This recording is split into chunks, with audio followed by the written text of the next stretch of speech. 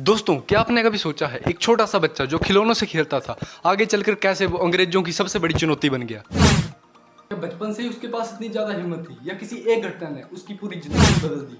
आज मैं आपको भगत सिंह के बचपन की एक कहानी सुनाने जा रहा हूँ जिसको सुनने के बाद आपकी जिंदगी जीने का नजरिया और सोच दोनों बदल जाएगी। 28 सितंबर 1907 पंजाब के एक छोटे से गांव बग्गा में एक बालक का जन्म हुआ।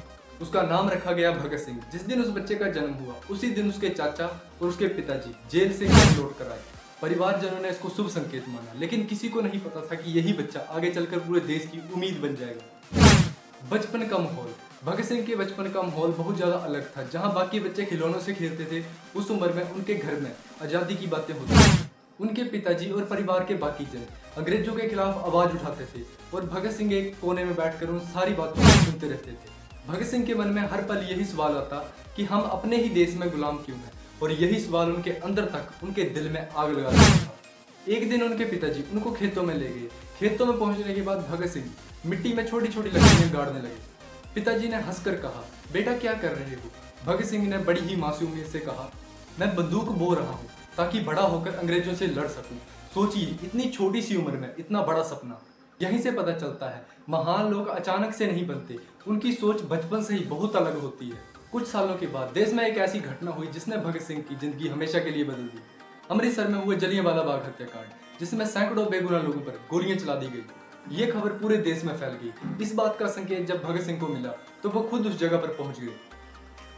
उन्होंने वहां की खून से सनी हुई मिट्टी एक बोतल में भर ली, उसको अपने प्राणों से भी ज्यादा संभाल कर रखा। उस दिन उन्होंने मन ही मन में एक फैसला लिया, अब मेरी जिंदगी सिर्फ और सिर्फ देश के लिए होगी। सिंह जानते थे देश के लिए लड़ना आसान नहीं होगा, रास्ते में जेल होगी, मुसीबतें होंगी और शायद मौत भी। लेकिन उन्होंने अपने डर को अपने ऊपर हावी नहीं होने दिया। उन्होंने पढ़ना शुरू किया, उन्होंने इतिहास पढ़ा, उन्होंने महान लोगों की जीवनियां पढ़ी, क्योंकि वो जानते थे जो बिना पढ़े लड़ता है वो ज्यादा देर तक नहीं चलता है। राम राम मेरे सारे भाइयों ने। तो आज की ये मोटिवेशनल वीडियो, आज की ये ऐतिहासिक कहानी भगत सिंह के बचपन का संघर्ष आपको कैसा लगा, आप अपनी राय कमेंट बॉक्स में जरूर बताएं और इस चैनल को सब्सक्राइब कर ले ताकि आपको ऐसी इन्फॉर्मेटिव वीडियो रोज मिलती रहे।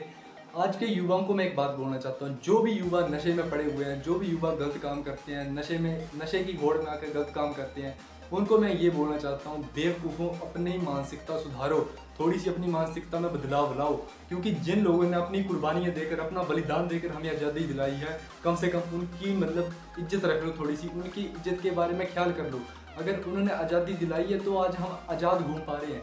और आपको नशे करने के लिए जवानी नहीं दी है भगवान ने, आपको भगवान ने आज़ादी दी है और आपको जवानी इसलिए मिली है कि आप अपना इतिहास स्वयं बनाएं, आप अपना इतिहास खुद बनाएं। इसलिए आपको जवानी दी गई है। जवानी आपको नशे करने के लिए नहीं दी गई है कि आप नशे करके अपने देश का कल्याण कर रहे हो, आप अपने देश का भला कर रहे हो नशे करके। नहीं, अपने देश का भला नहीं कर रहे हो, आप अपने देश को नीचे डुबो रहे हो। इसलिए आपको ये कहना चाहता हूँ, जो भी लोग मेरी वीडियो देख रहे हैं उनको मेरी एक ही राय रहेगी, कृपया करके गलत काम ना करें। और ऐसे अगर आपको आज़ाद हिंद फौज जैसे और भगत सिंह जैसे लोगों की इंफॉर्मेटिव वीडियो पसंद आती हैं तो उनकी सीख, उनके जीवन की सीख अपने अंदर इम्प्लीमेंट करना शुरू करो। क्योंकि अगर आपका जीवन बदलेगा तभी देश बदलेगा। इसलिए मैं आपको यही कहना चाहता हूँ, भगत सिंह के कुर्बानियों को, और जितने भी हमारे फ्रीडम फाइटर्स रहे हैं, जितने भी हमारे भारत के स्वतंत्रता सेनानी रहे हैं, उनकी कुर्बानियों को खराब मत करो, उनकी कुर्बानियों पर दाग मत लगाओ, उनकी कुर्बानियों को बेकार मत जाने दो। क्योंकि जब तुम लोग नशे करोगे, जब युवा नशे करेगा, जब भारत का युवा ही नशे करेगा तो पूरा देश खड्डे में जाएगा, पूरा देश नीचे डूबेगा।